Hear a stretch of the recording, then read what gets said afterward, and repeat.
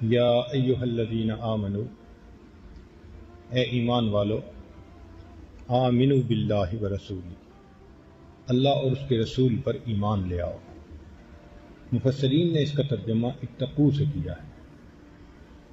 معنی یہ ہے کہ اے زبان سے کلمہ پڑھنے والو، اب دل سے بھی اس کو تسلیم کر لو۔ اس آیت میں خطاب ہے ایمان والوں سے، کافروں سے نہیں، منافقوں سے نہیں، مشرکوں سے نہیں۔ یہ نہیں کہا یا ایھا الذین کفروا، یا ایھا الذین اشرکوا، یا ایھا الذین نافقوا، نہیں، یا ایھا الذین آمنوا، اے وہ لوگو جو اللہ تعالیٰ اور اس کے رسول صلی اللہ علیہ وسلم کے حکموں کو ماننے کا اقرار کر چکے ہو، ان کو فرمایا آمنوا باللہ ورسولہ، اللہ اس کے رسول پر ایمان لے آؤ۔ گویا اس آیت میں ایمان والوں کو دعوت ایمان دی جا رہی ہے۔ آج کسی کو نصیحت کر دو، کہتے ہیں جی کافروں کو جا کے دعوت دو، ہم تو ایمان والے ہیں۔ اس آیت میں ایمان والوں کو کیا کہا جا رہا ہے؟ یا ایھا الذین آمنوا، ایمان والوں کو دعوت ایمان مل رہی ہے۔ وجہ کیا ہے کہ ایک چیز کی صورت ہوتی ہے اور ایک چیز کی حقیقت ہوتی ہے۔ عجائب گھر میں کئی دفعہ دیکھا کہ ایک شیر کی کھال میں انہوں نے کچھ بھر کے اس کو وہاں رکھا ہوا ہوتا ہے، وہ ممی ہوتی ہے، اس کی لاش ہوتی ہے، ہو بہو شیر، دانت بھی ہیں، آنکھیں بھی ہیں، کان بھی ہیں، منہ بھی ہے، سب کچھ ہے، لیکن اس صورت شیر کو دیکھ کر نہ کسی پر خوف طاری ہوتا ہے، نہ کوئی گھبراتا ہے۔ بچے جاتے ہیں اس شیر کی دم پکڑتے ہیں، اس کے دانتوں کو ہاتھ لگاتے ہیں، کئی تو اس کے اوپر ہی چڑھ کے بیٹھ جاتے ہیں۔ وہ شیر ہے مگر شیر کی صورت ہے، اس صورت کی وجہ سے بندے کے اوپر وہ کیفیت نہیں ہوتی۔ اور ایک ہے کہ کوئی بندہ جنگل سے گزر رہا تھا، اچانک اس کے سامنے شیر آ گیا، اب اس بندے کے رونگٹے کھڑے ہو گئے، پسینہ آ گیا، گھبرا گیا، چہرہ فک ہو گیا۔ یہ کیفیتیں کیوں ہیں؟ حقیقت سامنے آ گئی۔ تو صورت اور حقیقت میں یہی فرق ہوتا ہے۔ جب صرف زبان سے کلمہ پڑھا اور صورت ایمان ہے تو اذان سن کے کچھ نہیں ہوتا، اللہ کا تذکرہ سن کے دل نہیں مچلتا، کچھ نہیں ہوتا، صورت ہے۔ اور جب حقیقت ایمان، تو پھر جیسے ہی اللہ اکبر کی آواز آئی، نبی علیہ السلام بیگانہ ہو جاتے تھے لوگوں سے، حقیقت موجود تھی۔ کہا یہ جا رہا ہے کہ اے وہ لوگو جو صورت کو حاصل کر چکے ہو، اب تم حقیقت کو بھی حاصل کرنے کی کوشش کرو۔ زبان سے کہہ بھی دیا لا الہ تو کیا حاصل، دل و نگاہ مسلمان نہیں تو کچھ بھی نہیں۔ کہنے والے نے کیا عجیب بات کہی، تو عرب ہے یا عجم ہے، تیرا لا الہ الا، کہ تو عربی ہے یا عجمی ہے، تیرا لا الہ الا اللہ کا پڑھنا، تو عرب ہے یا عجم ہے، تیرا لا الہ الا لغت غریب جب تک تیرا دل نہ دے گواہی، جب تک دل گواہی نہیں دے گا یہ لغت غریب کی مانے گا۔ تو حقیقت تو یہ ہے کہ دل بھی تصدیق کرے اس بات کی۔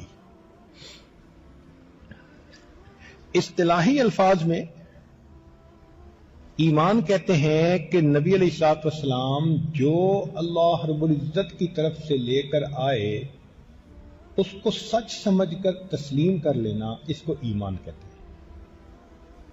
جو شریعت اللہ کے حبیب صلی اللہ علیہ وسلم اللہ کی طرف سے لے کر آئے، خبر رسول صلی اللہ علیہ وسلم کو محض اعتماد کی بنا پر یقینی طور سے مان لینا، اس کو ایمان اصطلاحی طور پر کہتے ہیں۔ چنانچہ ہم پڑھتے ہیں آمنت باللہ و ملائکتہ و کتبہ و رسلہ والیوم الآخر والقدر خیرہ وشرہ من اللہ تعالی والبعث بعد الموت.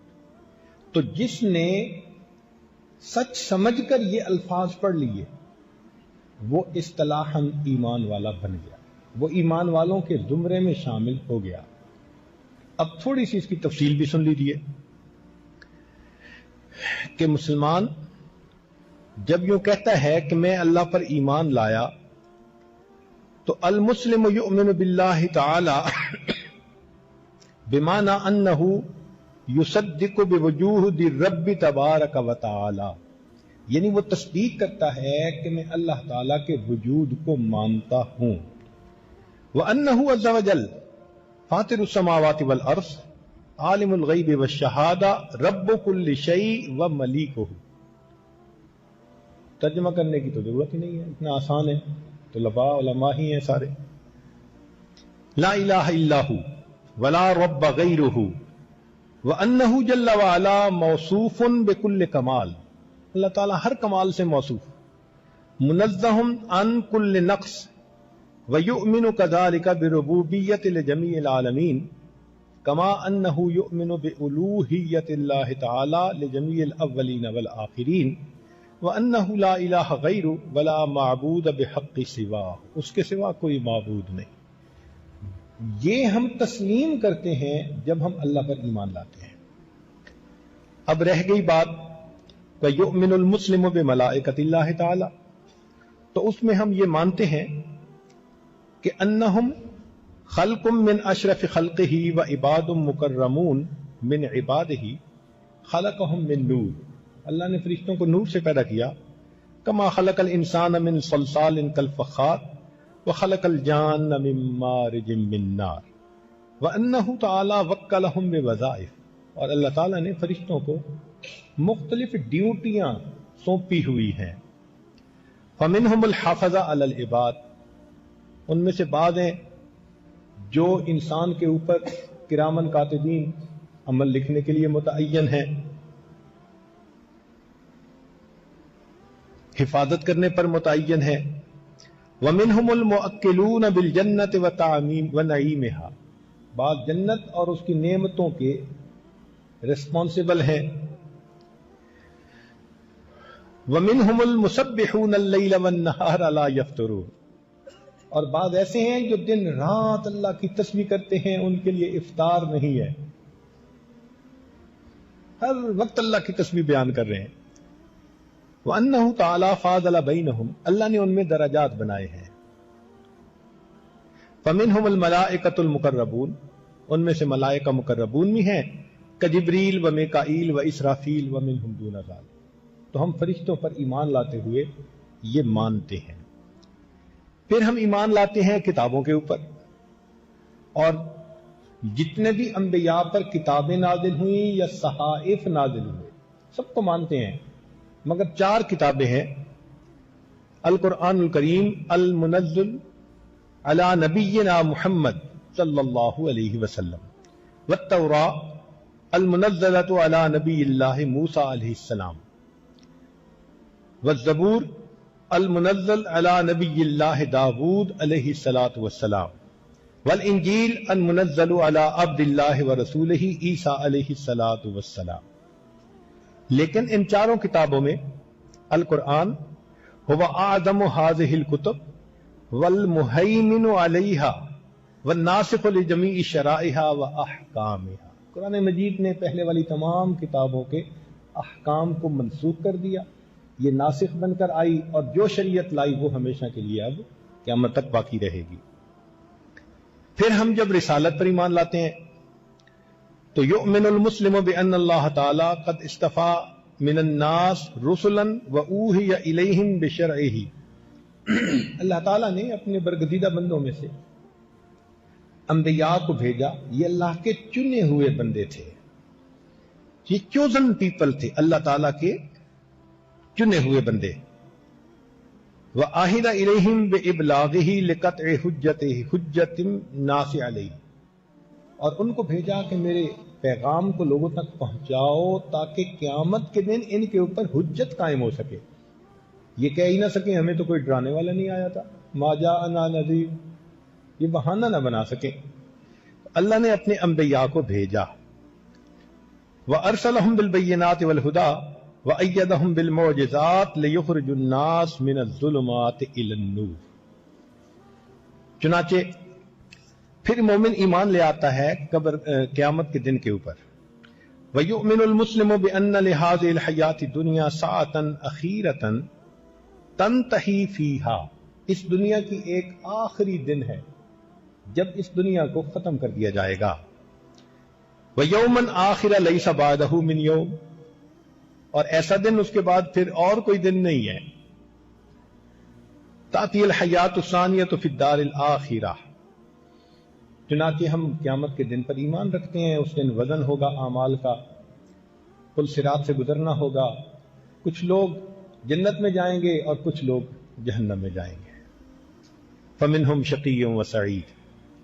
پھر اس کے بعد ایمان لاتے ہیں وَيُؤْمِنُ كَذَلِكَ بِقَضَاءِ اللَّهِ وَقَدَرِهِ وَحِكْمَتِهِ وَمَشِيئَتِهِ. اللہ کی بنی ہوئی تقدیر پر، قضاء کے اوپر ایمان لاتے ہیں. وَأَنَّهُ تَعَالَى عَدْلٌ فِي قَضَائِهِ وَقَدَرِهِ حَكِيمٌ فِي تَصَرُّفِهِ وَتَدْبِيرِهِ وَأَنَّ حِكْمَتَهُ تَابِعَةٌ لِمَشِيئَتِهِ مَا شَاءَ اللَّهُ كَانَ وَمَا لَمْ يَشَاء لَمْ يَكُنْ وَلَا حَوْلَ وَلَا قُوَّةَ إِلَّا بِاللَّهِ. پھر قبر کے اوپر والبعث بعد الموت. وَيُؤْمِنُ الْمُسْلِمُ بِأَنَّ نَعِيمَ الْقَبْرِ وَعَذَابَهُ وَسُؤَالُ الْمَلَكَيْنِ فِيهِ حَقٌّ وَصِدْقٌ. یہ جو چیزیں ہیں ان کے اوپر ہم ایمان لائے. اس ایمان لانے پر ہم ایمان والوں کی فہرست میں شامل ہو گئے. اب ایمان ہے کیا؟ ذہن میں ایک سوال پیدا ہوتا ہے. دنیا دار الاسباب ہے اور اللہ تعالیٰ مسبب الاسباب ہے.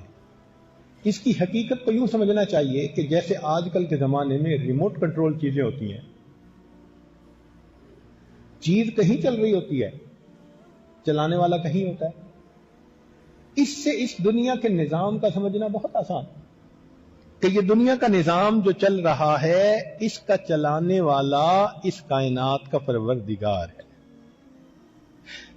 ہم بچپن میں پتلیوں کا تماشا دیکھا کرتے تھے. اس زمانے میں یہ آج کل کی مصیبتیں نہیں تھیں. سب سے بڑی انجوائمنٹ بچوں کی یہی ہوتی تھی. شام کے وقت ایک مداری آتا تھا، سٹیج لگاتا تھا، پردہ ہوتا تھا اور پردے کے پیچھے وہ بیٹھ کے آگے چھوٹے چھوٹے کھلونے نما پتلیاں ہوتی تھیں. وہ کھیلتی تھیں، لڑتی تھیں، بولتی تھیں اور ہم حیران ہو کے ان کو دیکھتے تھے. اور ہمارے بڑے ہمیں سمجھاتے تھے کہ یہ جو چھوٹے چھوٹے کھلونے بھاگ رہے ہیں نا، یہ نہیں بول رہے، یہ پردے کے پیچھے وہ بول رہا ہے. اور ان کی تاریں دھاگے ہوتے تھے.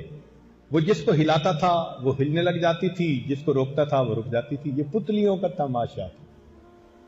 تو ظاہر کی نظر یہ دیکھتی تھی کہ پتلیاں کھیل کھیل رہی ہیں. حقیقت کیا تھی کہ پردے کے پیچھے ایک قوت تھی جو ان کو یہ کھیل کھلا رہی تھی. یہی معاملہ اس دنیا کا ہے. اس معاملے کو سمجھنا بہت آسان. ہمارے گھر میں چھوٹی سی بچی ہے، نانا ہے. ہم اس کے لیے ایک ریموٹ کنٹرول گاڑی لے کے آئے. اب پہلے دن جب گاڑی چلتی تھی تو وہ حیران ہو کے دیکھتی تھی کہ یہ چل کیسے رہی ہے.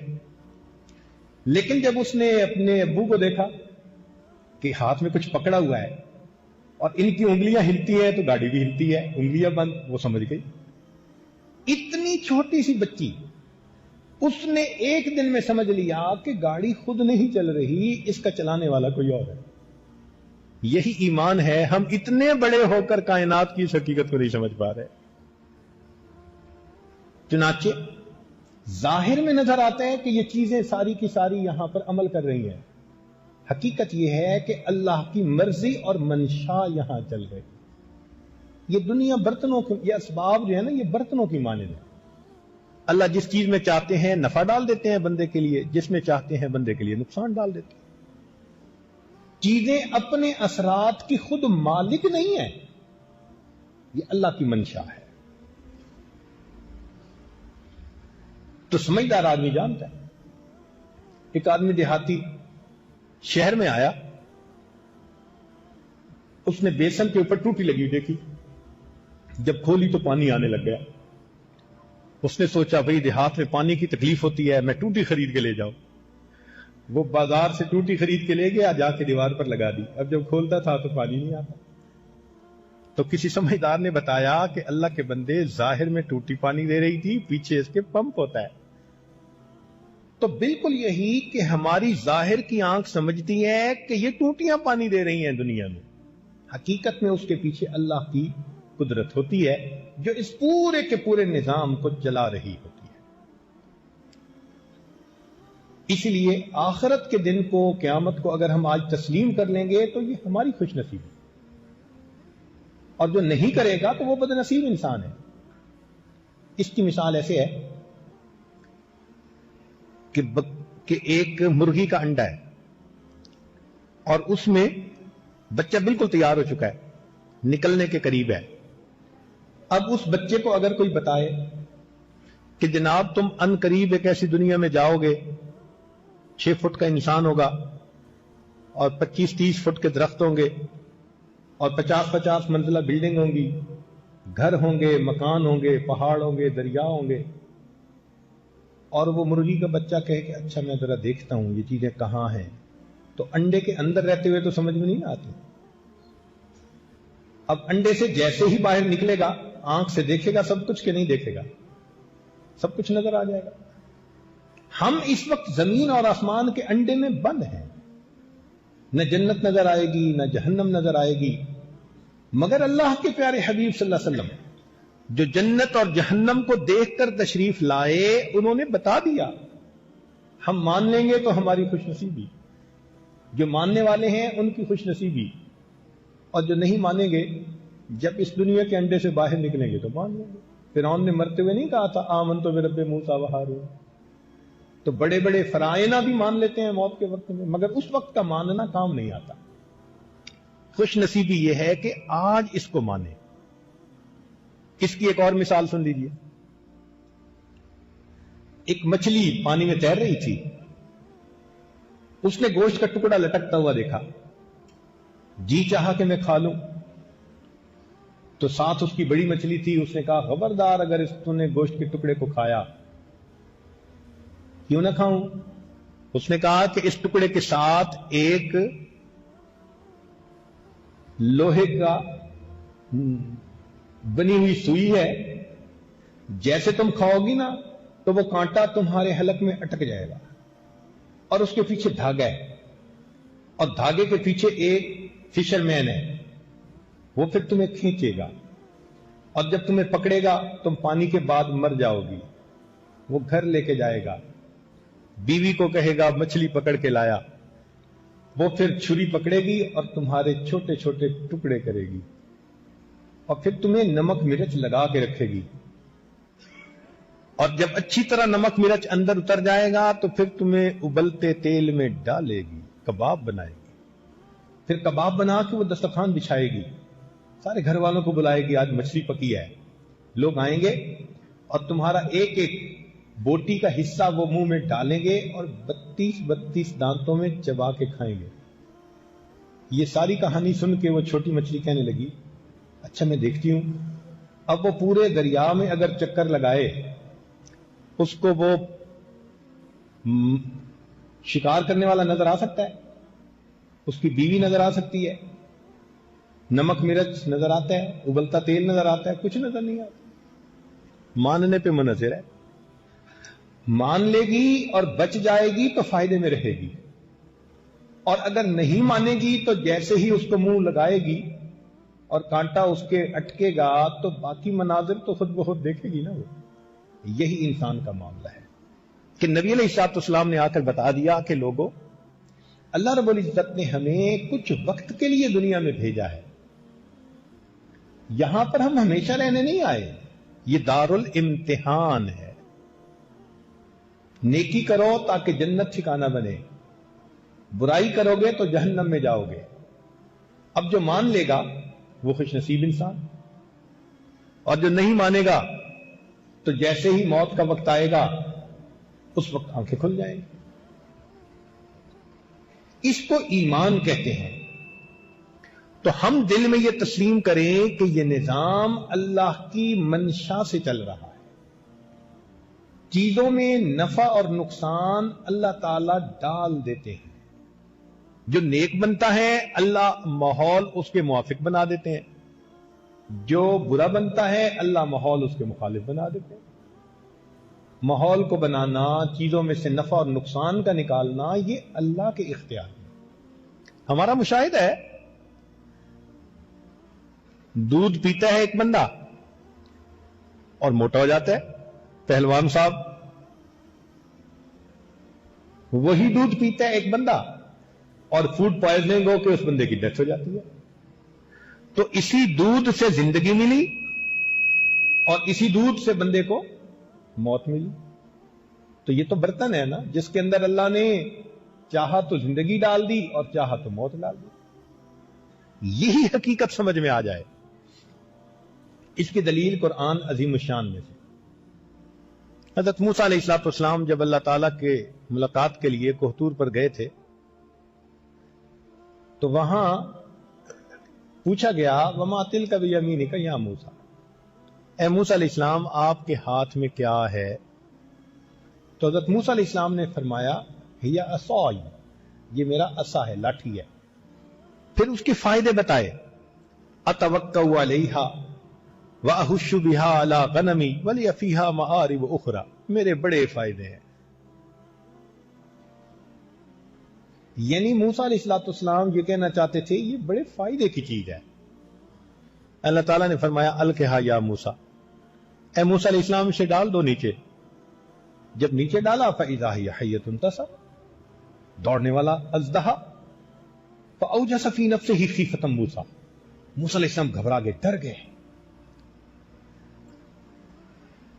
جب گھبرا گئے تو اللہ تعالیٰ فرماتے ہیں لا تخف، ڈر نہیں، خذھا ولا تخف، اسے پکڑ لیجئے، ڈرو نہیں.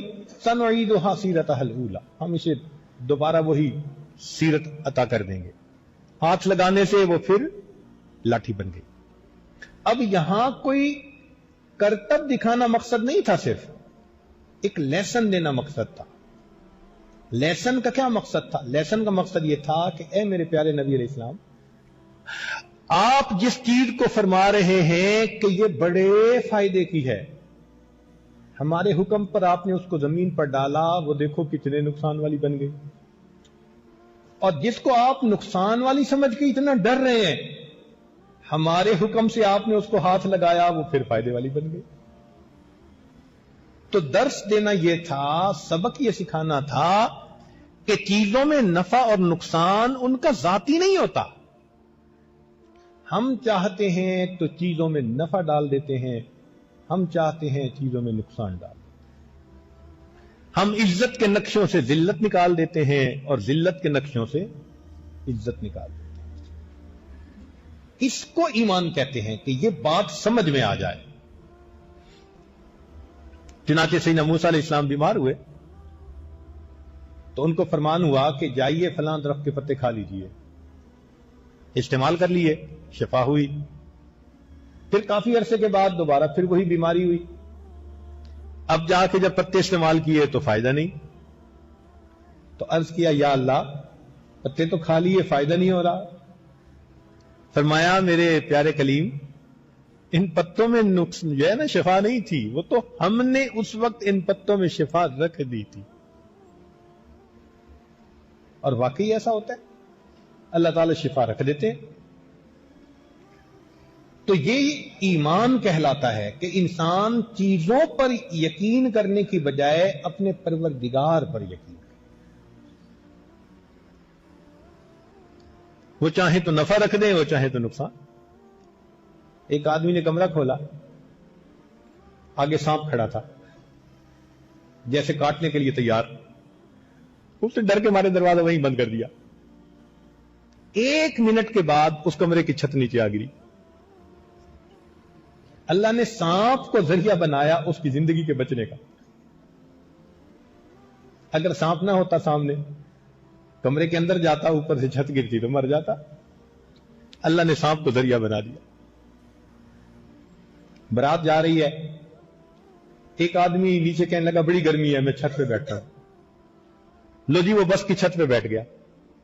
اللہ کی شان، بس روڈ پہ ٹریول کر رہی ہے، اوپر ایک چیل نے سانپ پکڑا ہوا ہے اور اڑ رہی تھی، اچانک اس کے پاؤں سے جو سانپ سلپ ہوا اس بندے کے اوپر گرا، اس نے کاٹا، بندہ وہیں مر گیا۔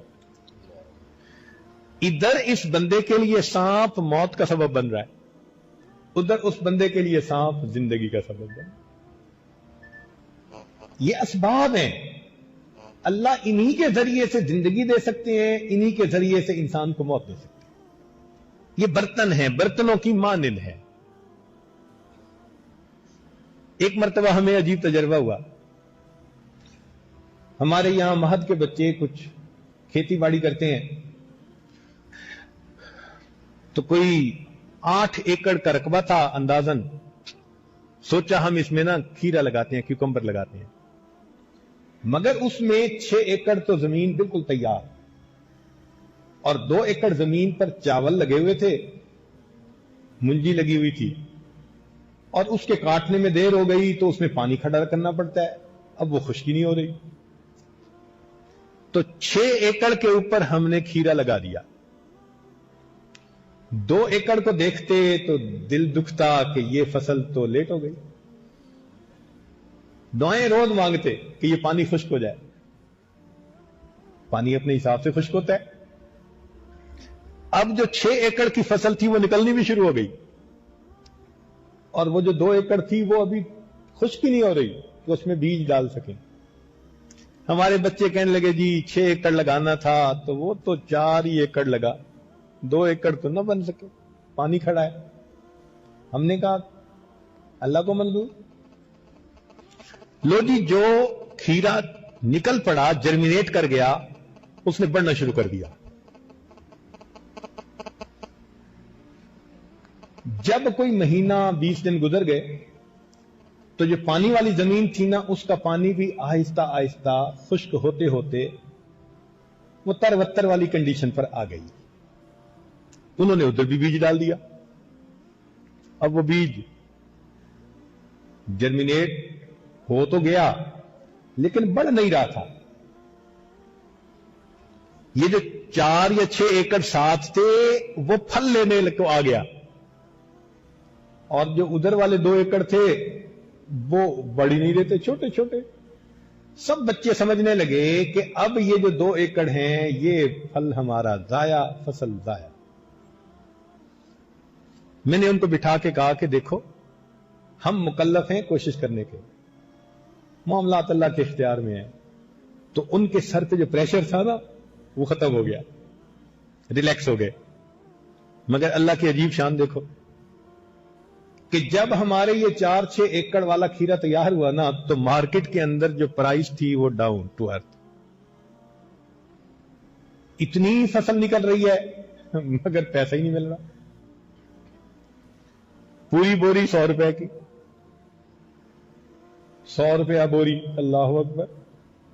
اب وہ حیران، یا اللہ، جس فصل کو دیکھ کے تعجب کرتے تھے، جس فصل کو دیکھ کے خوشیاں مناتے تھے، جس فصل پہ اتنا بھروسہ کر رکھا تھا کہ بڑی انکم ہوگی، وہاں 100 روپیہ بوری، نکلا ہی کچھ نہیں۔ خیر جی، بچوں کے اوپر تو شدید مایوسی کی کنڈیشن۔ 1 مہینہ اسی طرح گزر گیا۔ جب ادھر کی فصل ختم ہو گئی نا، 7 والی 6 ایکڑ والی، وہ جو رکی ہوئی فصل تھی اس نے بڑھنا شروع کر دیا۔ بڑھتے بڑھتے اللہ کی شان کہ وہ جو 2 ایکڑ تھے، ایسے وقت میں ان کو پھل لگا جب مارکیٹ میں کھیرا نہیں تھا، تو پرائس شوٹ کر گئی، اسکائی ہائی، بوری 800 روپے کی۔ 2 ایکڑ سے اتنی انکم ہوئی کہ 6 ایکڑ سے 2 کے برابر نہیں تھی۔ میں نے بچوں کو بیٹھ کے سمجھایا کہ دیکھو، اللہ نے ہمیں سبق دیا ہے کہ میں چاہتا ہوں تو عزت کے نقشوں میں سے ذلت نکال دیتا ہوں، اور اگر چاہتا ہوں تو ذلت کے نقشوں میں سے تمہارے لیے میں نقصان کے نقشوں میں سے نفع نکال دیتا ہوں، اور نفع کے نقشوں سے تمہارے لیے نقصان نکال دیتا ہوں۔ تو معاملات کس کے اختیار میں ہوئے؟ اللہ رب العزت کے اختیار۔ مقصود اس کا یہ ہے کہ ہم چیزوں کے پیچھے لگ کے رب کو نہ چھوڑیں۔ جیسے لوگ مسجد کے دروازے کے ساتھ دکان ہے اور مسجد میں نہیں آتے نماز پڑھنے، کیوں کہ جی گاہک نہیں آئیں گے۔ اب اس بندے کو خدا کے رزق دینے پر یقین نہیں ہے، دکانداری پر رزق زیادہ ہے، اس کا دکان اس کے لیے بت بنا ہوا ہے۔ اگر اس کا ایمان صحیح ہوتا، یہ نماز کے وقت کام کو روک کر پہلے اللہ کی نماز ادا کرتا۔ تو مقصود کہنے کا یہ ہے کہ جب چیزوں پہ یقین ہوتا ہے تو انسان اعمال سے محروم ہو جاتا ہے، اور جب ایمان قوی ہوتا ہے تو پھر چیزیں اس کا راستے میں رکاوٹ نہیں بن سکتی۔ سبق یہی دینا ہے اس میں کہ چیزوں پہ بھروسہ کرنے کی بجائے اپنے رب پہ بھروسہ کرو۔ سیدنا امیر معاویہ رضی اللہ عنہ نے خط لکھا عائشہ صدیقہ رضی اللہ تعالی عنہا کو کہ آپ ام المومنین ہیں، نصیحت فرمائیے۔ انہوں نے نصیحت میں خط لکھا مگر نصیحت کرنے کا حق ادا کر دیا۔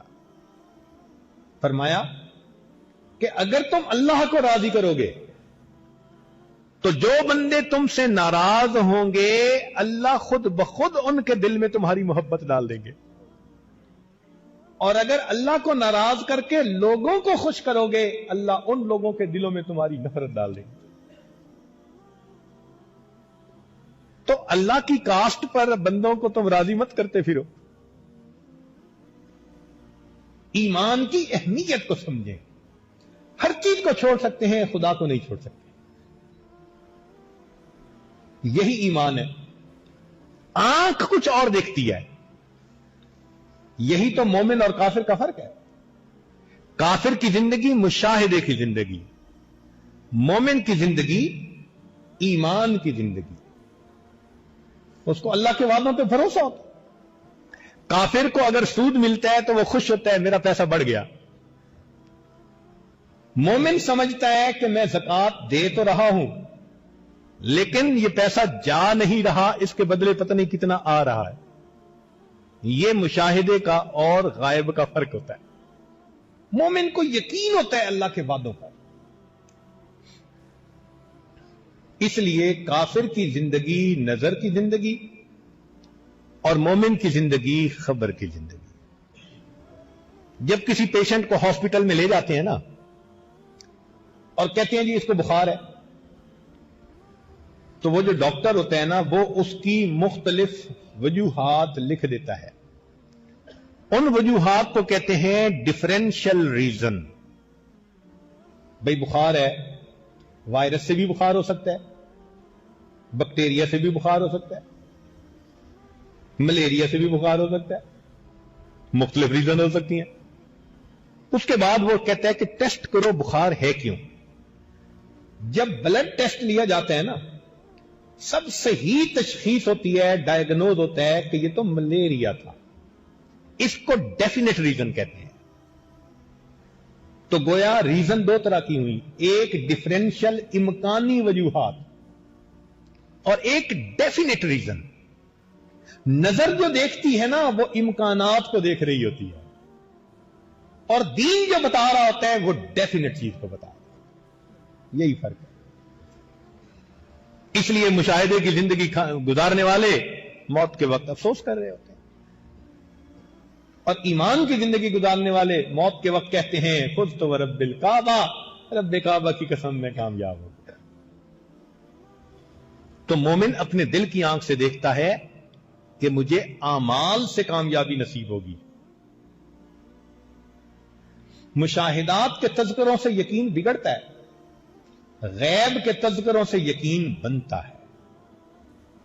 اس لیے اس کی دعوت دینی چاہیے، تذکرے کرنے چاہیے گھر میں۔ مردوں کو چاہیے گھر میں بچوں اور عورتوں کے سامنے ان باتوں کو کھولا کریں کہ ہم اللہ پر ایمان لانے والے لوگ ہیں، ہماری زندگی کا سیٹ اپ ڈفرنٹ ہے کفار سے، کبھی ایک نہیں ہو سکتا۔ ہم اپنے ایمان کے اوپر ہر حال میں قائم رہنے والے ہیں۔ اسی لیے مومن کو کوئی بھی حالات آتے ہیں وہ اللہ کی طرف رجوع کرتا ہے۔ مومن کی مثال چھوٹے بچے کی مانند ہے۔ چھوٹے بچے کو کوئی چیز ملے تو ماں کی طرف توجہ، اس کو کوئی چوٹ لگے ماں کی طرف، کوئی خوش ہو کے دیکھے تو ماں کی طرف، کوئی دھمکائے تو ماں کی طرف۔ مومن کا بھی یہی سلسلہ، خوشی ملے تو اللہ کا شکر ادا کیا، غم ملے تو اللہ سے اس کی پناہ مانگی. ہر حال میں مومن کا رجوع اللہ رب العزت کی طرف ہوتا ہے. اسی لیے یہ ایمان ہماری بنیاد ہے. ایمان ہماری بنیاد ہے کہ ہم بن دیکھے اللہ رب العزت کو مانتے ہیں. دیکھیے طائف کے سفر میں نبی علیہ السلام کو کتنی تکالیف پہنچی. 2 فرشتے آتے ہیں, اے اللہ کے نبی صلی اللہ علیہ وسلم اگر آپ اجازت دیں تو ہم 2 پہاڑوں کو ملا کر ان لوگوں کو ختم ہی کر دیں. نبی علیہ السلام نے فرمایا کیا پتا ان کی آنے والی نسلوں میں ایسے لوگ پیدا ہوں جو ایمان لانے والے ہوں.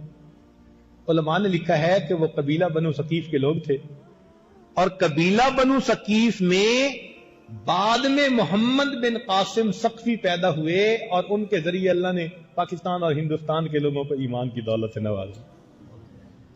ایمان دیکھ رہا تھا کہ آنے والوں میں اللہ تعالی ایسے لوگوں کو پیدا کر دے. مشاہدہ نہیں ہوتا, ایمان مختلف ہوتا ہے.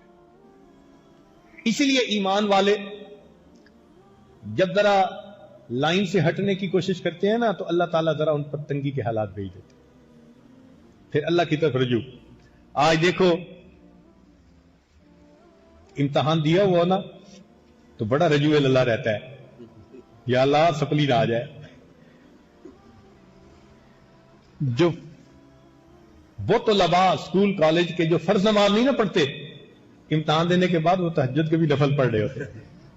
اور جی میں نے انٹرویو دیا ہوا ہے, کوئی پڑھنے کو وظیفہ بتا دو. جو قرآن نہیں پڑھتا تھا وہ وظیفہ پڑھ رہا ہے. اس کا مطلب خوشیاں سلاتی ہیں اور غم جگاتے ہیں. غم آتا ہے تو بندہ جاگتا ہے, احساس ہوتا ہے, اللہ کی طرف رجوع کرتا ہے. اللہ تعالیٰ ایمان والوں پر اسی لیے مختلف حالات بھیج دیتے ہیں. اس کا مقصود یہی ہوتا ہے کہ ذرا بھٹکنے کی کوشش ہوئی, بیماری بھیج دی, کوئی پریشانی بھیج دی, پھر اللہ کی طرف رجوع. پاک ہے وہ پروردگار جو اپنے بندوں کو پریشانیوں کی رسیوں اور زنجیروں سے جکڑ جکڑ کر اپنے در کی طرف واپس کھینچ رہا ہوتا ہے.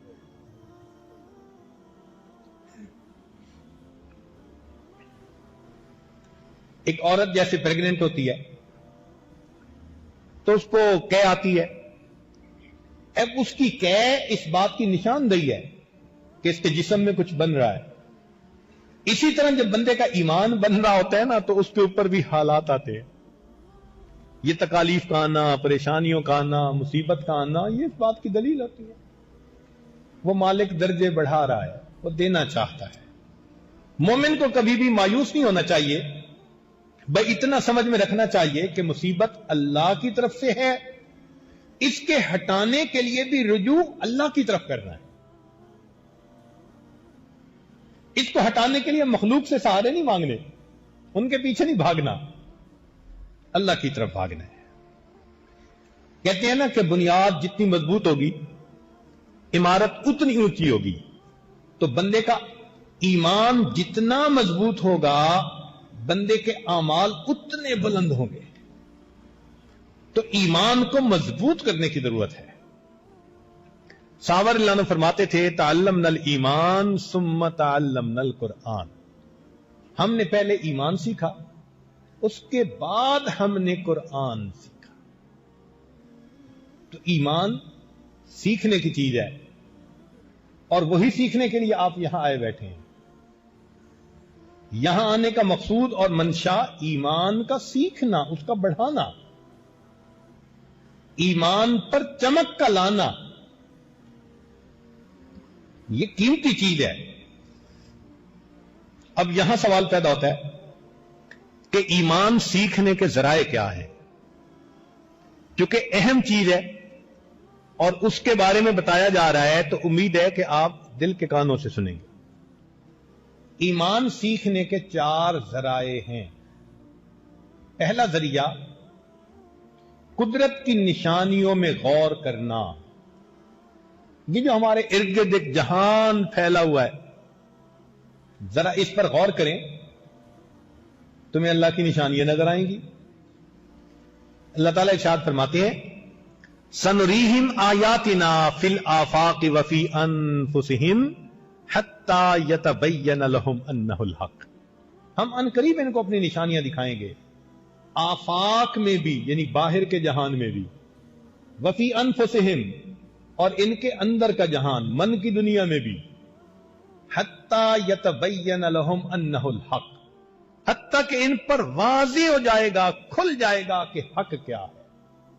تو انسان اگر عبرت کی نظر ڈالے تو دائیں بائیں آگے پیچھے ہر طرف ہمیں اللہ کی نشانیاں نظر آتی ہیں۔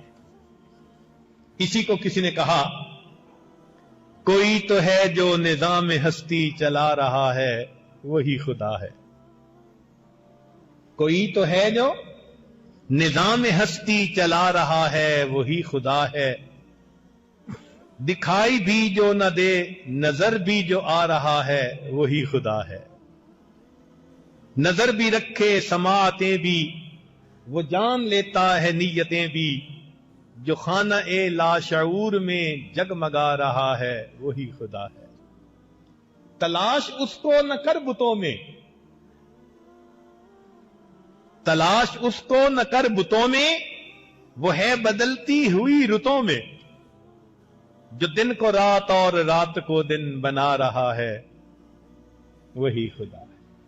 اگر ہم غور کریں تو ہمیں اللہ رب العزت کی نشانیاں ہر طرف نظر آ سکتی ہیں۔ اس لیے اس قرآن مجید نے یہ نہیں کہا کہ آنکھیں بند کرو، الم ترا کیا دیکھا تو نے، الم ترو کیا دیکھا تم لوگوں نے، انظرو دیکھو، فانظر شریعت کہتی ہے آنکھیں کھولو ذرا دیکھو، تمہیں اللہ کے جلوے نظر آئیں گے۔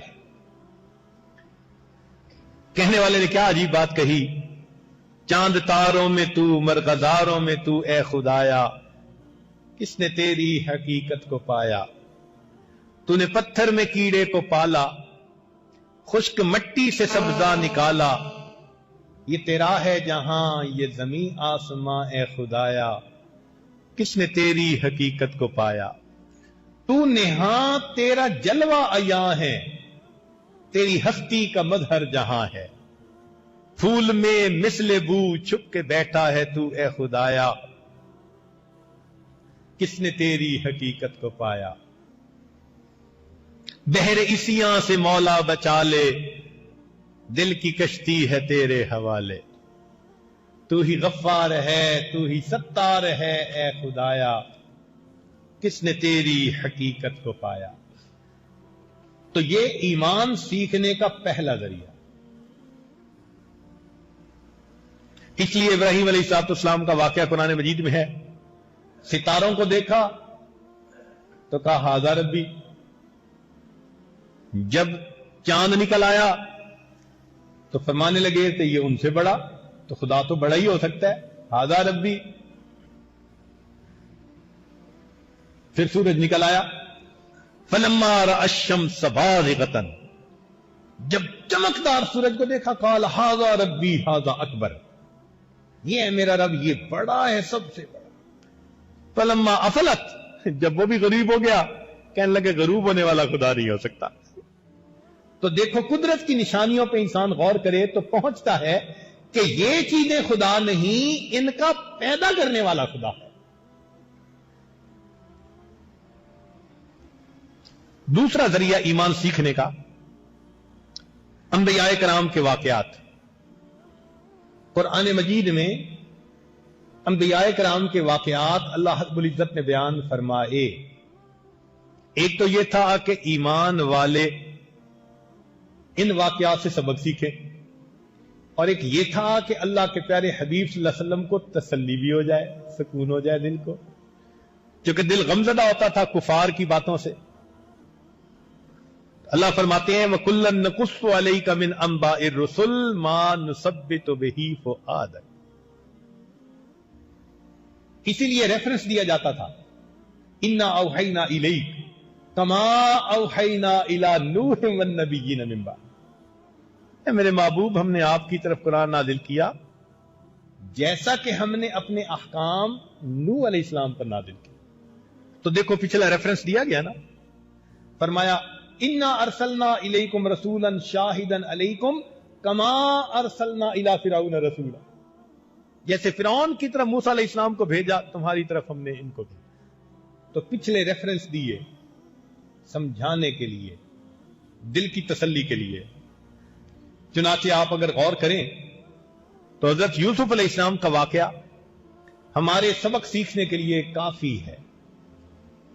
چھوٹی عمر ہے، جن کو اپنا سمجھا جاتا ہے بھائی، انہوں نے تو کنویں میں ڈال دیا، کنویں سے نکلے تو بکتے پھرے معمولی قیمت کے اوپر، اور پہنچے بھی تو ایک جگہ خادم اور غلام بنے۔ اب جو بندہ پردیس میں ہو، غلام کی اس کی حیثیت ہو، تو اس کی تو ظاہر کی زندگی کسی کام کی نہیں نہ ہوتی، مگر اللہ تعالیٰ یہاں سمجھانا چاہتے ہیں کہ دیکھو اکیلے ہیں، نہ رشتہ دار، نہ ماں باپ، نہ برادری، نہ وطن اپنا، نہ کوئی جان پہچان کرنے والا، کوئی اپنا نہیں، لیکن کچھ چیزیں ان کے پاس اپنی تھی۔ شرافت اپنی تھی، دیانت اپنی تھی، عفت و پاک دامنی اپنی تھی، اور اللہ کے حکم پر استقامت یہ اپنی تھی۔ ان صفات کے ساتھ انہوں نے زندگی گزاری۔ نتیجہ کیا نکلا کہ جہاں تھے وہیں کے وہ وزیر خزانہ بن گئے، بے تاج بادشاہ، خزانوں کے مالک۔ اجعلنی علی خزائن الارض، خود بادشاہ نے بلا کے اپنی بادشاہی دی، حوالے کی۔ ایک وقت تھا کہ غلام ہیں، بک رہے ہیں، اور ایک وقت تھا کہ وقت کے بادشاہ بن کر بیٹھے ہیں۔ تو ان کو بادشاہ کس نے بنایا؟ اسباب نے نہیں بنایا، صفات نے بنایا ہے، اللہ کی رحمت نے بنایا ہے۔ یہی سبق دینا مقصد تھا کہ لوگوں تم اسباب کے پیچھے بھاگتے پھرتے ہو، زندگی برباد کر بیٹھتے ہو، تم صفات پیدا کرو، ایمان کو چمکاؤ، ان صفات کے صدقے اللہ وقت کے تاج تمہارے قدموں میں ڈال دے۔ چنانچہ سیدنا یوسف علیہ السلام اپنے دربار میں بیٹھے ہیں، بھائی آئے غلہ لینے کے لیے۔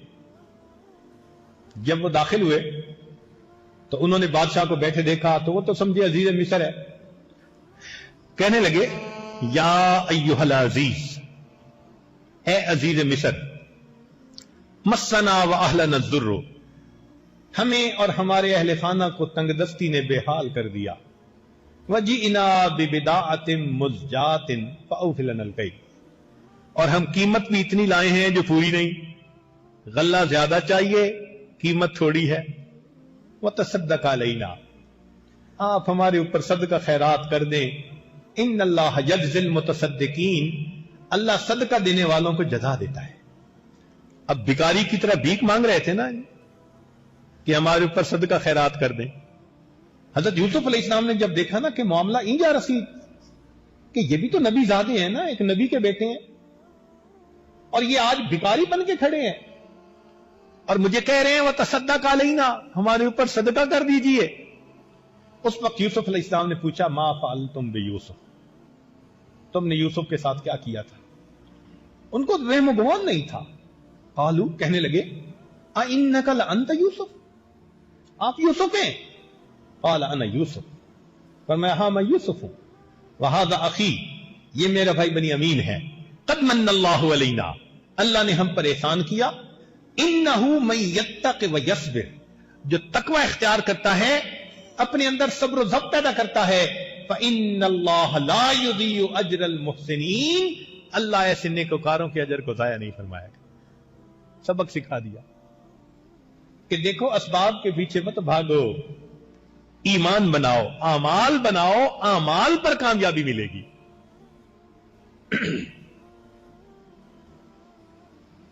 حضرت ابراہیم علیہ السلام کو دیکھیے، تنے تنہا ہیں، اکیلے، ساری سلطنت کے لوگ مخالف، بادشاہ وقت بھی مخالف ہے، آگ میں ڈالنے کے پروگرام بنا لیے، لیکن حضرت ابراہیم علیہ السلام ڈٹے رہے اللہ کے وعدے پر کہ میں اللہ کے ساتھ کسی کو شریک نہیں بنا سکتا۔ نتیجہ کیا ہوا کہ اللہ رب العزت نے ان کے لیے دنیا کی آگ کو ٹھنڈا فرما دیا۔ قلنا یا نارکونی بردم و سلامن علی ابراہیم. اور جب اس میں کامیاب ہوئے تو اللہ فرماتے ہیں کہ ہم نے اپنے ابراہیم علیہ السلام کو آزمایا. وَإِذِ ابْتَلَىٰ إِبْرَاهِيمَ رَبُّهُ بِكَلِمَاتٍ، اور آزمایا ابراہیم علیہ السلام کو اس کے رب نے چند باتوں میں. فَأَتَمَّهُنَّ، وہ کامیاب. ہماری زبان میں اس کا ترجمہ بنتا ہے فَأَتَمَّهُنَّ 100%، 100%، 100% مارک. پھر اللہ کیا فرماتے ہیں؟ قال انی جاعلک للناس اماما، اے میرے ابراہیم میں تجھے انسانوں کا امام بناتا ہوں. غور کرنے کی بات ہے، جو اکیلے تھے، ساری مخلوق اس وقت مخالف تھی، وہ اللہ کے حکم پر ڈٹے رہتے ہیں. ایک ایسا وقت آتا ہے اللہ اس اکیلے کو فرماتے ہیں میں تجھے انسانوں کا امام بناتا ہوں. آج دیکھو یہودی، عیسائی، مسلمان، دنیا کے تینوں مذاہب کے لوگ ابراہیم علیہ السلام کا احترام کرتے ہیں، ان کو اپنا سچا پیغمبر مانتے ہیں. اللہ نے انسانوں کا امام بنا دیا نا. سبق ہے ہمارے لیے. ہم بھی اگر اعمال پر جمے رہیں گے، دین پر جمے رہیں گے، ظاہر کے حالات جو بھی ہیں، نتیجہ کیا نکلے گا؟ بالآخر اللہ تعالی ہمارے حق میں فیصلہ. آج ذرا سی بات کو، چھوٹی چھوٹی چیزوں پر انسان خدا کا در چھوڑ کر مخلوق کے در پہ بھاگتا ہے. ذرا سی کوئی بات ہوتی ہے نا، جو در سب سے پہلے چھوٹتا ہے وہ خدا کا در. سنیے، ایک دوست فون کرتا ہے دوسرے کو، یار مسجد نہیں آئے، وہ بس کچھ کاروباری پریشانی تھی تو آج میں آ نہیں سکا. یعنی کاروباری پریشانی آئی تو جو در سب سے پہلے چھوٹا وہ کس کا در تھا؟ خدا کا در. بیوی کا گھر تو نہیں چھوڑا نا، بچوں والا گھر تو نہیں چھوڑا، ماں باپ کا گھر تو نہیں، وہاں تو رات کو پہنچ گیا. چھوڑا تو کس کا در چھوڑا؟ یہی مسئلہ ہے کہ چھوٹی چھوٹی باتوں پہ خدا کا در چھوڑ بیٹھتے ہیں. حالانکہ ہر چیز کو چھوڑ سکتے ہیں، خدا کا در نہیں چھوڑ سکتے. اس کو سیکھنے کا نام ایمان ہے. اور ہمارے اکابر کی یہی صفت تھی، اللہ کے حکموں کے ساتھ ڈٹے رہتے تھے اور لگے رہتے تھے. تو ایمان سیکھنے کے 4 ذرائع: ایک، ارد گرد مخلوقات میں غور کر کے اللہ کی عظمت اور کبریائی کے نشانات اور آثار کو دیکھنا. دوسرا، انبیاء کرام کے واقعات کو پڑھنا. اور تیسرا، صحابہ رضی اللہ تعالیٰ عنہم کی زندگیوں کو پڑھنا اور ان کے ساتھ اللہ کی مدد کو دیکھنا. دیکھیں صحابہ رضی اللہ عنہم نے اپنی زندگی کو بنایا، اللہ نے دیکھو ان کو دنیا میں کیا مقام تسخیر عطا فرمایا. ایک لفظ عرض کر رہا ہوں، تسخیر، مسخر کرنا. مومن جب ایمان کا کمال حاصل کر لیتا ہے اللہ اس کو مقام تسخیر عطا فرما دیتا ہے. مقام تسخیر کا کیا مطلب ہوتا ہے؟ کہ اس مومن کا حکم آگ، پانی، ہوا اور مٹی چاروں کے اوپر چلتا ہے. مومن کا حکم آگ، پانی، ہوا اور مٹی چاروں کے اوپر چلتا ہے. ایک مثال سن لیجئے. سیدنا عمر رضی اللہ تعالیٰ عنہ کا ایمان بنا،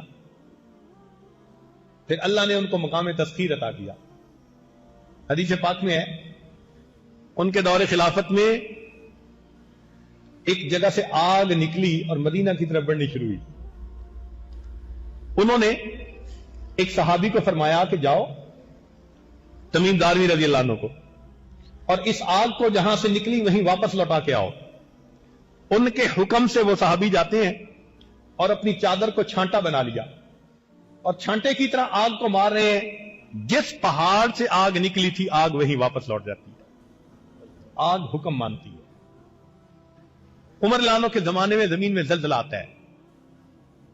کتابوں میں لکھا ہے کہ جب زمین میں زلزلہ آنے لگا تو عمر رضی اللہ عنہ نے زور سے پاؤں زمین پر مارا. فرمایا زمین کیوں ہلتی ہے؟ کیا عمر نے تیرے اوپر عدل قائم نہیں کیا؟ اور زمین کا زلزلہ نہیں رک جاتا. زمین بھی ان کا حکم مان رہی ہے. کھڑے ہیں مسجد نبوی میں خطبہ دیتے ہوئے فرماتے ہیں یا ساریت الجبل. ایک صحابی تھے جو کہیں جہاد کر رہے تھے. اور دشمن پہاڑ کے پیچھے سے حملہ کرنا چاہتا تھا. الفاظ ادا ہوئے. ساریہ رضی اللہ عنہ فرماتے ہیں کہ سینکڑوں میل دور میں نے وہ الفاظ سنے. ہوا نے حکم مانا. دریائے نیل کا پانی بند تھا. تو جو مسلمانوں کے امیر تھے، لشکر تھے، امیر لشکر، انہوں نے خط لکھا کہ یہاں تو کسی نوجوان لڑکی کو پانی میں ڈالنا پڑتا ہے تب پانی چلتا ہے. عمر رضی اللہ عنہ نے لیٹر لکھا، اے دریا اگر اپنی مرضی سے چلتا ہے تو مت چل، اگر اللہ کی مرضی سے چلتا ہے تو امیر المومنین تجھے حکم دیتے ہیں کہ چل. دریائے نیل کا پانی آج بھی چل رہا ہے. عمر ابن الخطاب کی عظمتوں کے پھریرے لہرا. تو مومن کو مقام تسخیر نصیب ہو جاتا ہے. یہ خدا کی بات مانتا ہے، اللہ مخلوق کو اس کا مطیع اور فرما بردار بنا دیتا ہے. آگ مانتی ہے، ہوا مانتی ہے، پانی مانتا ہے، زمین مانتی ہے، جنگل کے جانور. چنانچہ افریقہ کے جنگل میں صحابہ کو رات آ گئی تو ایک صحابی نے درخت پر چڑھ کر اعلان کیا، اے جنگل کے جانوروں، آج یہاں محمد صلی اللہ علیہ وسلم کے غلاموں کا بسیرا ہے، جنگل خالی کر دو. شیر بھی جا رہا ہے تو ہاتھی بھی جا رہا ہے، چیتا بھی جا رہا ہے. لوگ حیران ہیں. انہوں نے کہا کہ آپ کو یہ بات کس نے سکھائی؟ انہوں نے کہا یہ بات ہمیں ہمارے آقا حضرت محمد مصطفیٰ احمد مجتبی صلی اللہ علیہ وسلم نے سکھائی. کہنے لگے اچھا پھر ہمیں بھی اپنے جیسا بنا لو، کلمہ پڑھتے ہیں وہ مسلمان ہو جاتے ہیں. جنگل کے جانور بات مانتے ہیں. آج ہم خدا کی نہیں مانتے، نتیجہ کیا ہوتا ہے؟ ہمارا اپنے بیٹے نہیں مانتے، بیٹیاں نہیں مانتی، بیوی نہیں مانتی، بھائی نہیں مانتا. ہم خدا کی نافرمانی کرتے ہیں، اللہ ہمارے ماتحتوں کو ہمارا نافرمان بنا دے. فضیل بن عیاض رحمۃ اللہ علیہ فرماتے تھے، توجہ سے سنیے.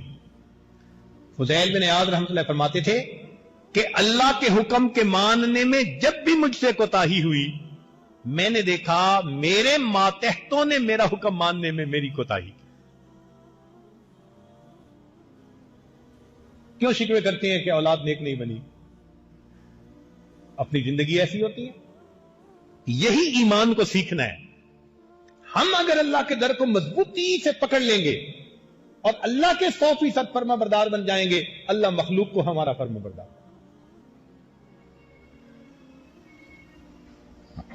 تو ایک ذریعہ قدرت کی نشانیوں میں غور کرنا، دوسرا ذریعہ انبیاء کرام کے واقعات کو غور سے پڑھنا اور ان سے سبق سیکھنا، تیسرا ذریعہ صحابہ رضی اللہ عنہم کے ساتھ اللہ کی مدد کے واقعات. بدر میں اللہ کی مدد، لقد نصرکم اللہ ببدر وانتم اذلہ، لقد نصرکم اللہ فی مواطن کثیرۃ ویوم حنین.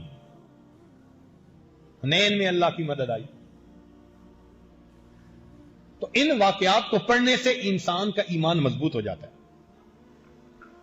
اور چوتھا، ان احادیث کو پڑھنا جن میں نبی علیہ الصلوۃ والسلام نے ایمان کا مضمون بیان فرمایا.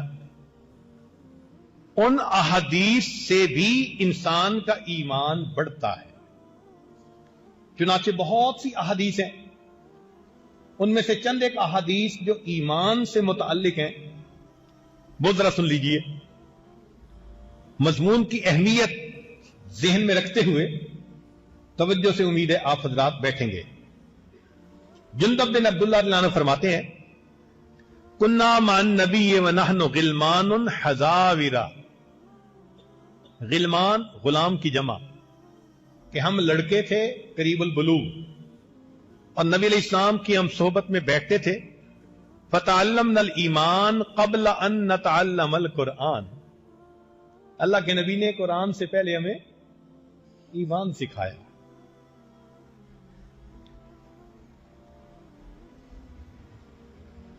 اب مومن ہوتا کون ہے؟ نبی علیہ السلام نے حجت الوداع کے موقع پر چند ڈیفینیشنز بتائیں. جیسے ہوتا ہے نا کسی چیز کو ڈیفائن کرنا، تو ڈیفینیشن بتائیں. فرمایا مسلمان کون ہوتا ہے؟ من المسلم، المسلم من سلم المسلمون من لسانه ویدہ. مسلمان وہ ہوتا ہے جس کے قول اور فعل سے دوسرے مسلمان سلامتی میں ہوں، ان کی جانیں، ان کے مال، ان کی عزت آبرو سلامتی میں ہو، وہ مسلمان ہوتا ہے۔ پھر فرمایا والمؤمن، اور مومن کون ہوتا ہے؟ من امنہ الناس علی اموالہم وانفسہم، مومن وہ ہوتا ہے کہ جس سے لوگوں کی جانیں اور مال امن میں ہو۔ آج دوسروں کی جانیں محفوظ ہیں ہم سے، دوسروں کے مال محفوظ ہیں ہم سے؟ سوچیں، اگر نہیں تو ایمان کہاں گیا؟ مومن کی ڈیفینیشن، مومن وہ ہوتا ہے کہ جس سے لوگوں کے مال اور ان کی جانیں سلامتی میں ہوتی ہیں، محفوظ ہوتی ہیں۔ پھر نبی علیہ السلام نے فرمایا والمہاجر من ہاجر من الخطایا والذنوب، مہاجر وہ ہوتا ہے جو خطاؤں اور گناہوں سے ہجرت کر جائے۔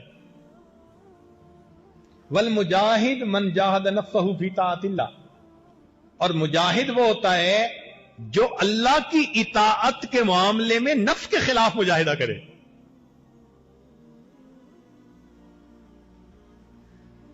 ایک اور حدیث مبارکہ میں نبی الاسلام نے فرمایا، ابن مسعود عنہ روایت کرتے ہیں، الیقین الایمان کلو، یقین پورا ایمان ہے، والصبر نصف الایمان، اور صبر آدھا ایمان ہے۔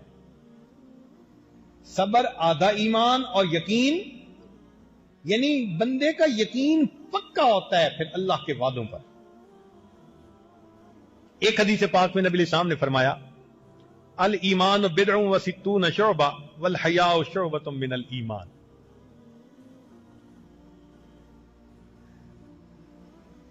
حیا بھی ایمان کا ایک شعبہ ہے۔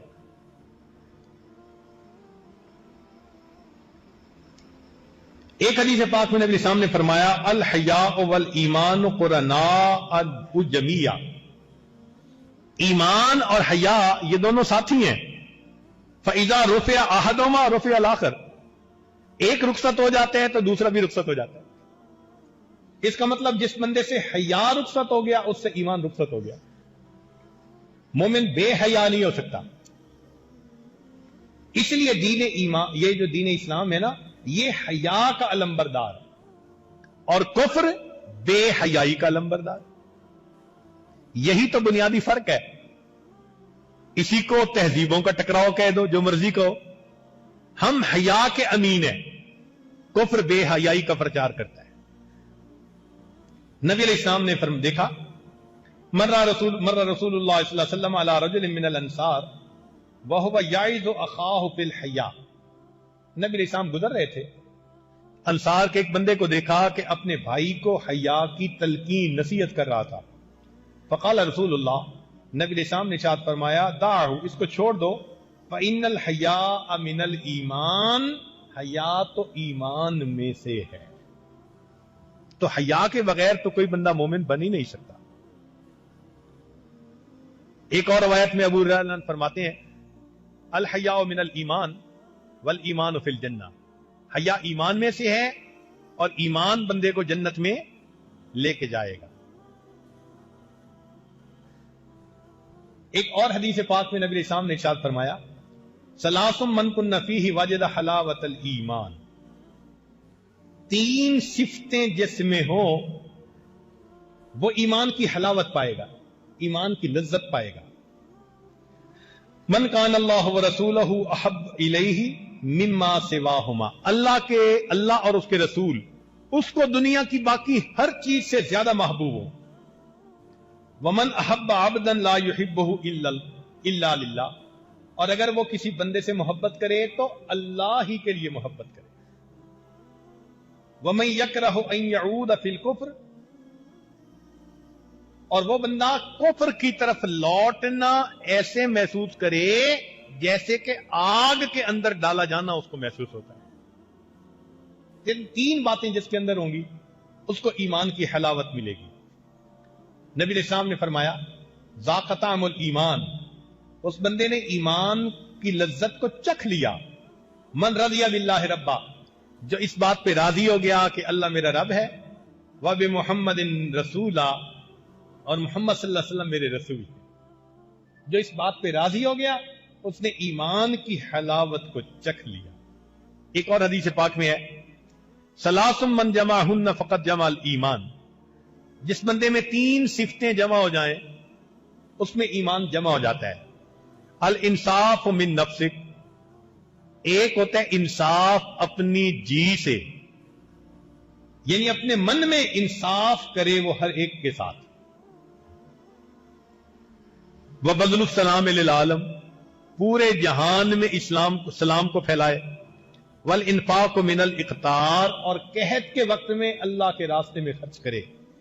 جس میں یہ 3 صفتیں ہوں گی ایمان اس میں جمع ہو جائے۔ اور ایک حدیث پاک میں نبی علیہ السلام نے اس کو اور کھولا، من احب للہ وابغض للہ وآتا للہ ومنع للہ فقد استکمل الایمان، جو دے اللہ کے لیے نہ دے اللہ کے لیے، اگر محبت کرے اللہ کے لیے بغض رکھے اللہ کے لیے، اس بندے نے اپنے ایمان کو مکمل کر لیا، ہر کام اللہ کے لیے کرے۔ حضرت مولانا یعقوب نورانی رحمۃ اللہ علیہ، ایک شاگرد بہت بدتمیزی کر رہا تھا تو اس کو سمجھاتے سمجھاتے تھک گئے تھے، تو ایک دن حضرت نے سوچا اس کی ذرا ٹھکائی کریں، تو جوتا اٹھایا اس کو لگانے کے لیے، وہ کہنے لگا حضرت اللہ کے لیے مجھے معاف کر دیں۔ مان لگے اللہ کے لیے تو تجھے مار رہا ہوں۔ یہ ہمارے بزرگوں کا ایمان ہوتا تھا، اتنا کامل کہ ہر کام اللہ کے لیے کرتے تھے، ہر کام اللہ کے لیے۔ تو ایمان اس طرح مکمل ہوتا ہے۔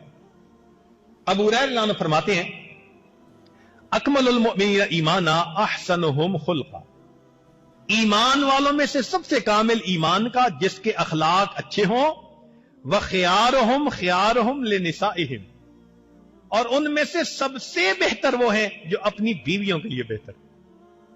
یہ فرمان ہے اللہ کے پیارے حبیب صلی اللہ علیہ وسلم کا۔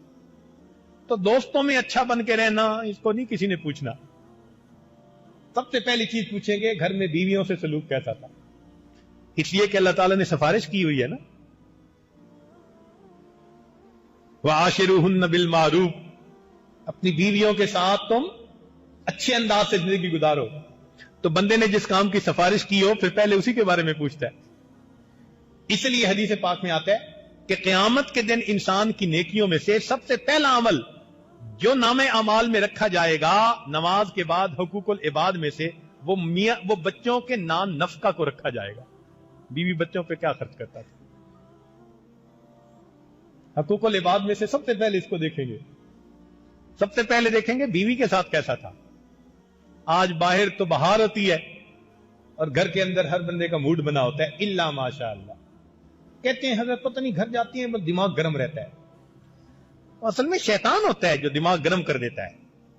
اس شیطان کو پتہ ہے کہ اگر اس نے مسکرا کر دیکھا بیوی کو اور آگے سے بیوی نے مسکرا کے دیکھ لیا تو اللہ ان دونوں کو مسکرا کر دیکھیں گے، نوبت نہیں آنے دیتا، موڈ بنا رہتا ہے۔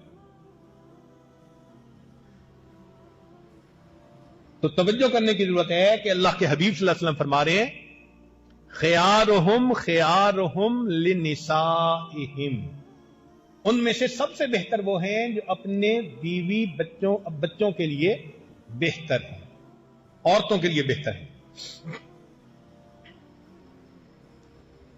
ابو الدرداء رضی اللہ عنہ روایت کرتے ہیں ما من شیء اثقل فی میزان المؤمن یوم القیامت من خلق حسن، قیامت کے دن بندے کے نیکیوں کے نامے یعنی نیکیوں کے پلڑے میں سب سے زیادہ بھاری عمل اس کی خوشخلقی ہوگی۔ تو خوشخلقی سب سے زیادہ بھاری عمل ہوگا۔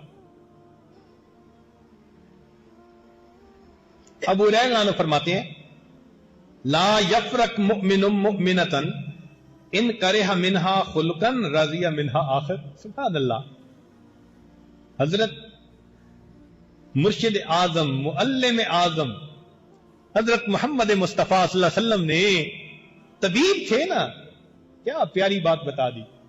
الدواجی زندگی گزارنے کے لیے دیکھو کتنی مزے کی بات بتائی۔ فرمایا مومن کو نہیں چاہیے کہ مومنہ سے بغض رکھے، یعنی خاوند کو نہیں چاہیے کہ بیوی سے بغض رکھے، ان کارہ منہا خلقن، اگر اس کی کوئی بات اس کو ناپسند ہے، رضی منہا آخر، غور کرے کتنی باتیں اس میں سے ایسی ہوں گی جن کو یہ پسند کرتا ہوگا. یوں تو اگر بیوی خاوند کی طرف دیکھے تو 10 باتیں اچھی ہوں گی تو 50 الٹی بھی تو ہوں گی. تو فرمایا کہ تم فرشتوں کے معیار پہ نہ تولو، انسانوں کے معیار پہ تولو. ہر بندے میں اللہ نے اچھائیاں بھی رکھی، برائیاں بھی رکھی. اچھائیاں اچھی لگتی ہیں تو برائیوں کو اللہ کے لیے برداشت کرو. کوئی انسان فرشتہ نہیں بن سکتا کہ سب اچھائیاں اس میں، کمزوریاں ہر بندے کے اندر ہوتی ہیں.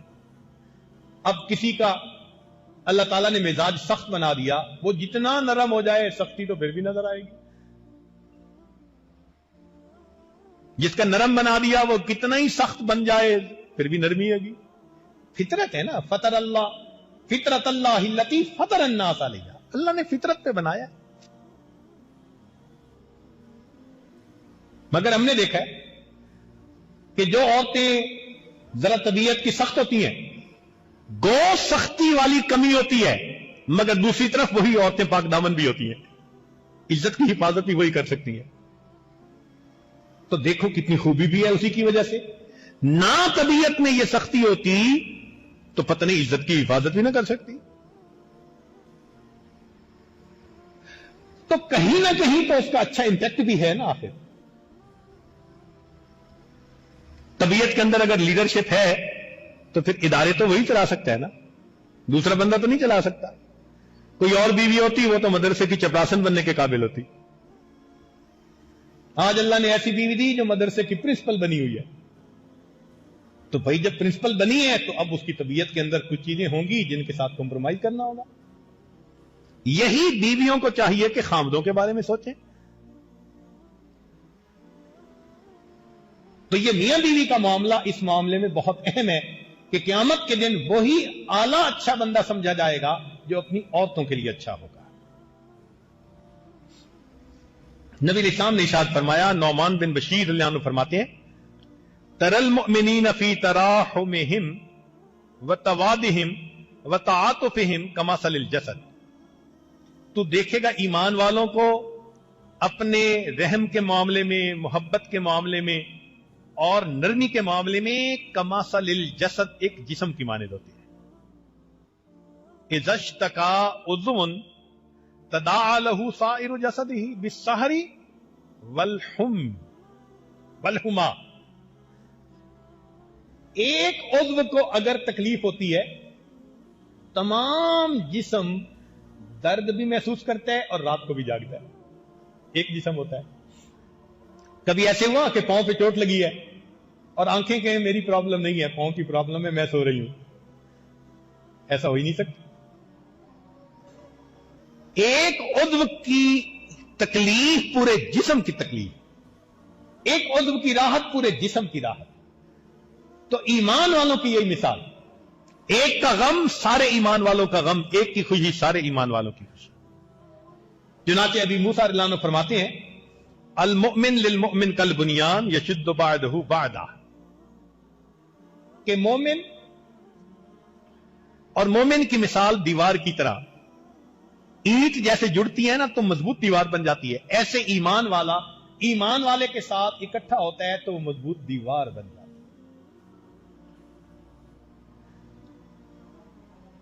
ابو ہریرہ فرماتے ہیں، من کان یؤمن باللہ والیوم الآخر فلیقل خیرا او لیصمت.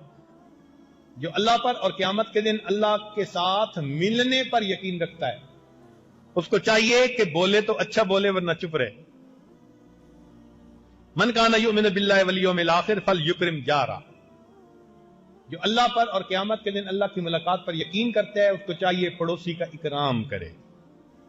من کان یؤمن باللہ والیوم الآخر فلیکرم ضیفہ، وہ اپنے مہمان کا اکرام کرے. نبی علیہ السلام نے فرمایا، والذی نفسی بیدہ، قسم کھا کر اللہ کے نبی نے فرمایا. کتنا ایمفیسس پلیس کیا جا رہا ہے. اندازہ کیجئے اس زبان سے جس سے ہمیں قرآن ملا، اللہ کے محبوب قسم کھا کر فرما رہے ہیں کہ لا تدخلون الجنہ حتی تؤمنوا، تم جنت میں نہیں داخل ہوگے جب تک تم ایمان والے نہیں ہوگے. ولا تؤمنوا حتى تحابوا، اور تم ایمان والے نہیں ہو سکتے جب تک آپس میں تم محبت کرنے والے نہیں. تو مومن رف اینڈ ٹف نہیں ہوتا، مومن کے دل میں محبت کرنے والا دل ہوتا ہے، ہر ایک کے لیے محبت اللہ کی رضا کی خاطر.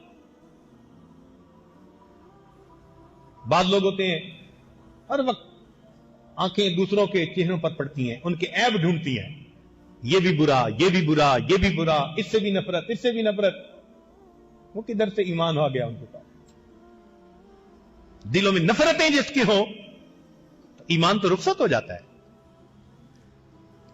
ایک اور روایت میں ابو ہریرہ عنہ فرماتے ہیں کہ ما یصیب المؤمن من وصب ولا نصب ولا سقم ولا حزن حتى الهم يحمه الا کفر به من خطیئاته، کہ مومن کو زندگی میں بیماری آتی ہے، رنج آتا ہے، تکلیف آتی ہے، تھکاوٹ ہوتی ہے، ہر چیز کے بدلے اللہ اس کے گناہوں کو معاف فرما دیتے ہیں.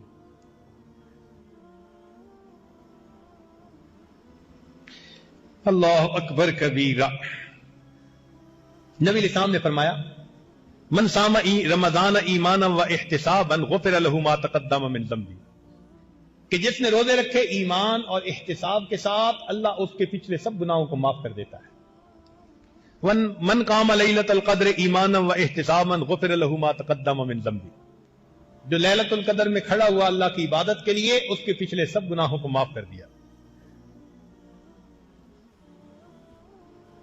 صہیب رومی رضی اللہ عنہ فرماتے ہیں کہ نبی علیہ السلام نے ارشاد فرمایا عجبا لامر المومن، مومن کا معاملہ بھی عجیب ہے. ان امرہ کلہ خیر ولیس ذلک لأحد الا للمؤمن ان اصابته سرا سراء شکر فکان خیر اللہ، کہ مومن کا معاملہ دوسروں سے مختلف ہے. خوشی پہنچتی ہے اور وہ خوشی پر شکر ادا کر دے تو اس پر اس کو اجر مل جاتا ہے، اور اگر اس کو کوئی تکلیف پہنچے اور یہ تکلیف پر صبر کر لے تو اس کو اجر مل جاتا ہے. خوشی میں بھی اجر اور تنگی میں بھی اجر. تو مومن کا معاملہ تو مزے، ہر طرف اجر ہی اجر. اور بعض لوگ ہوں گے جن کو اللہ تعالیٰ ڈبل اجر دیں گے. ثلاثۃ لہم اجران، 3 طرح کے بندوں کو ڈبل اجر ملے گا. ایک وہ بندہ جو اہل کتاب میں سے تھا اور اپنے پہلے نبی پر ایمان لاتا تھا، پھر وہ نبی علیہ السلام پر ایمان لایا تو ڈبل اجر ملا.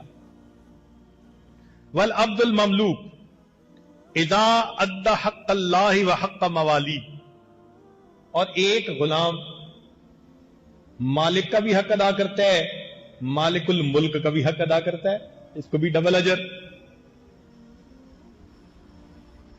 اور وہ جس کے پاس بیٹی تھی فأدبها فأحسن تأديبها وعلمها فأحسن تعليمها ثم آتقها فتزوجها فله اجران، اچھی تعلیم دیتا ہے، تربیت کرتا ہے، اس کا نکاح کر دیتا ہے، اس عمل پر بھی اللہ اس کو ایک اجر عطا فرمائے، ڈبل اجر. اب کچھ باتیں ایسی ہیں جو ایمان کے مخالف ہوتی ہیں. ابھی تک تو وہ سنی نا جن سے ایمان مکمل ہوتا ہے، ایمان کی لذت ملتی ہے، ایمان کی حلاوت نصیب ہوتی ہے.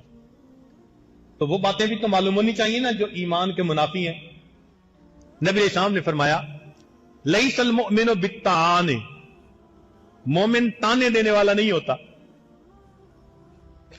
وللعان، لعنت کرنے والا. وللفحاش، فوش کلامی کرنے والا. وللبذی، بےہودہ گوئی کرنے والا. اب اس حدیث پاک کو سامنے رکھیں اور اپنے غصے کے ان اوقات کو یاد رکھیں جب بچوں پہ یا بیوی پہ غصہ ہوتا ہے تو کیا ہوتا ہے، کیا کیا الفاظ نکل رہے ہوتے ہیں. بعض لوگوں کی گھروں کی طرف سے یہ شکایت آتی ہے کہ یہ بندہ تہجد پڑھنے والا ہے، نمازیں پڑھنے والا ہے، ذکر و سلوک کرنے والا ہے، عالم بن گیا ہے، جب یہ غصے میں آتا ہے تو جو مجھے ماں باپ کی ننگی گالیاں نکالتا ہے. اس وقت اس میں اور عام فاسق میں کوئی فرق نظر نہیں آتا. تو سوچئے پھر ایمان کہاں گیا. नबी अलैहिस्सलाम ने फरमाया मोमिन ताना देने वाला भी नहीं होता, लानत करने वाला भी नहीं होता, फोश कलामी करने वाला और बेहुदा गोई करने वाला नहीं होता। अबू हुरैरा ने फरमाते हैं ला यज़नी ज़ानी ही न यज़नी वह हुवा मुमिन। ज़ानी जब जिना कर रहा होता है ईमान अलग हो जाता है, चोरी करने वाला चोरी कर रहा होता है ईमान अलग हो जाता है।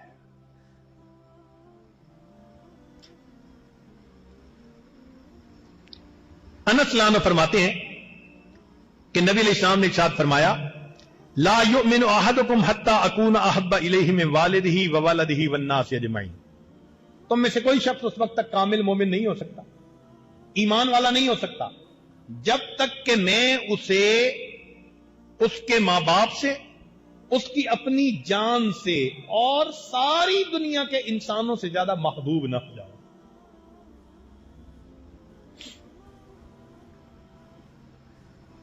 अनस रज़ियल्लाहु अन्हु ये रिवायत करते हैं कि नबी अलैहिस्सलाम ने फरमाया ला युमिनु अहदुकुम हत्ता युहिब्बा लि अखीहि मा युहिब्बु लि नफ्सिही। तुम में से कोई बंदा ईमान वाला नहीं हो सकता जब तक कि अपने भाई के लिए वही पसंद न करे जो अपने लिए पसंद करता है। हम पसंद करते हैं हमसे कोई गलती हो तो लोग हमारे दरगुजर कर दें, हम अपने भाई को भी दरगुजर करें। लोग पर्दापोशी करें, हम भी पर्दापोशी करें। लोग हमारे साथ एहतराम से पेश आए, हम भी एहतराम से पेश आए। जो अपने लिए पसंद करते हैं वही दूसरे के लिए पसंद करते हैं। वीडियो के नीचे सब्सक्राइब के बटन पर क्लिक करें, बेल के आइकॉन पर क्लिक कीजिए ताकि हर नई वीडियो की नोटिफिकेशन आपको मिल जाए, और थम्स अप का बटन दबाकर इस वीडियो को लाइक